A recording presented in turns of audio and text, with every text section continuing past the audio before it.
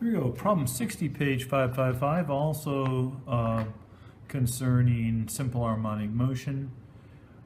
This has a sister right before it, 59, and it says, let's imagine that the equation A cosine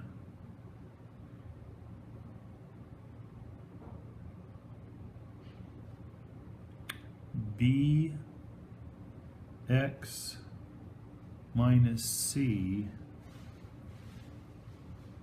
plus d. What does this do? The graph is used to find a sinusoidal curve of this form.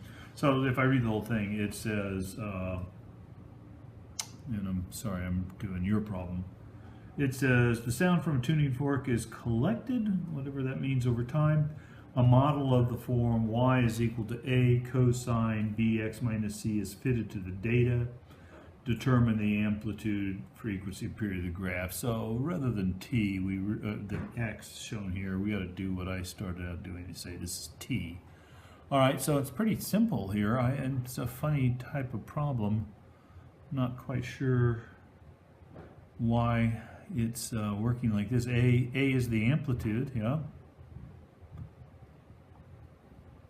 Yeah, B is the angular frequency, angular speed, if you will.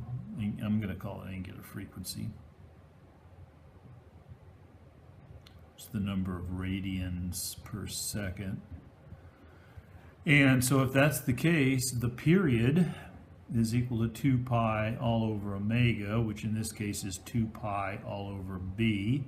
This is the period, which is the, this is the seconds per cycle, if you will, per cycle, how long it takes to go through one cycle. And then we're after the frequency. The frequency, if we didn't see this before, the frequency is 1 over t, because it is the number of cycles per second. And so if t is 2 pi over b, then f is b all over 2 pi. Note that c, this phase shift, or that is the phase shift, has nothing to do with any of these quantities.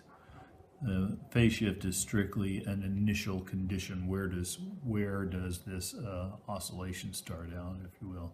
So there's the answers. What's the amplitude? What's the period? What's the frequency? Okay, end of the